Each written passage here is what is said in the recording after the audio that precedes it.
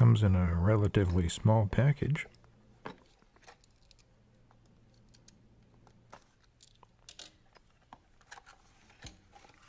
There's a lot of hardware in this box.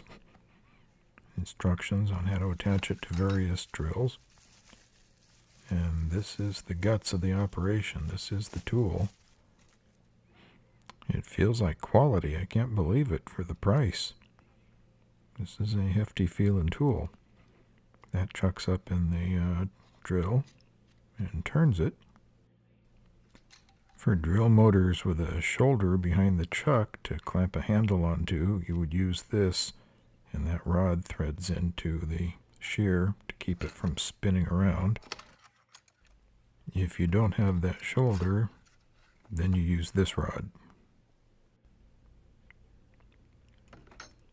This is a rubber bushing for attaching the handle to that shoulder.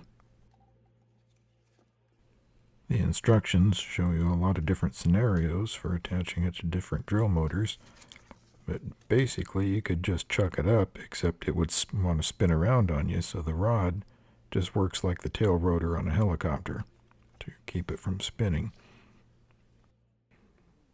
Okay, I don't have the shoulder for that handle to go on, so this is the do as I say, not as I do part. The rod should be coming down on the right side of the handle, and then this spring stretches around and holds it in place. However, I'm not an instruction follower, so don't do what I do here. I've got it on the wrong side. I'm going to put a bend in it, put it in this belt clip because I have it there. It'll save me having to deal with the spring. It wants to pull out that way on the spin, but it doesn't have a lot of force against it. There, I've got it bent into the belt clip. It's very solid, but it really should be on the other side, so because it wants to swing this way. Should be pushing against that handle and have the spring around it, but this works for me. And you tighten up this nut to lock it up, take the slop out of it, and you're ready to go.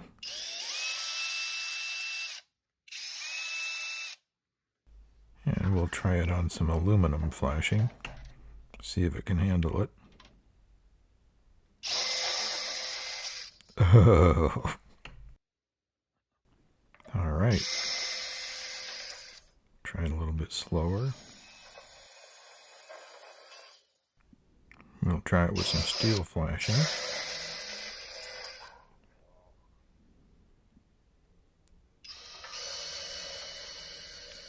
It's not slowing me down. I'm just going more slowly with the trigger.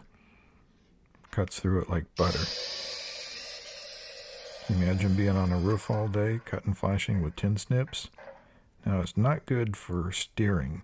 It's got a throat there, so you can't steer to the right at all. It hits. You can steer a little bit to the left, but and it's a little tricky to follow a line unless you get it started just right. Going slowly helps a little bit, but not much. So for detail work, you still want to get the snips out, but for just shearing stuff off the roll, this is an incredible value.